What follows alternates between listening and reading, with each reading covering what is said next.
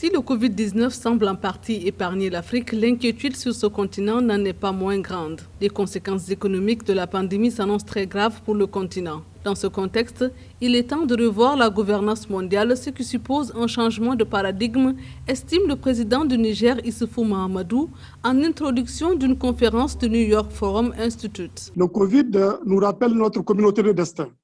Cette communauté de destin doit amener à réfléchir sur la conception et la mise en œuvre d'un nouveau paradigme. Ce nouveau paradigme suppose une nouvelle politique, nouvelle gouvernance politique et économique mondiale plus démocratique, l'accélération de l'intégration politique et économique du continent africain et des institutions démocratiques fortes, capables de promouvoir une bonne gouvernance politique et économique dans les différents États du continent. C'est la première fois depuis le début de la pandémie que plusieurs dirigeants africains s'expriment communément sur la solidarité internationale face au Covid-19.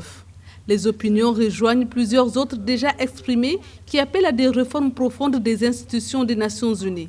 Selon le président, le nouveau paradigme doit être également centré sur la lutte contre les inégalités. Éluder la question de la réforme, par exemple, des institutions des Nations Unies, notamment celle du Conseil de sécurité, on ne peut plus éluder le débat sur les inégalités et la nécessité d'une nouvelle dynamique sur la répartition des richesses à l'échelle mondiale et à l'échelle de chaque pays. Rappelons que dans le cadre de la lutte contre le coronavirus, le Niger a mis en place un plan de riposte d'un coût de 2,2 milliards de dollars qui prévoit des mesures fiscales, des mesures de soutien aux PME et également un plan de soutien aux populations vulnérables. À la date du mercredi 20 mai, le Niger compte 914 cas confirmés, 55 morts et 734 guéris.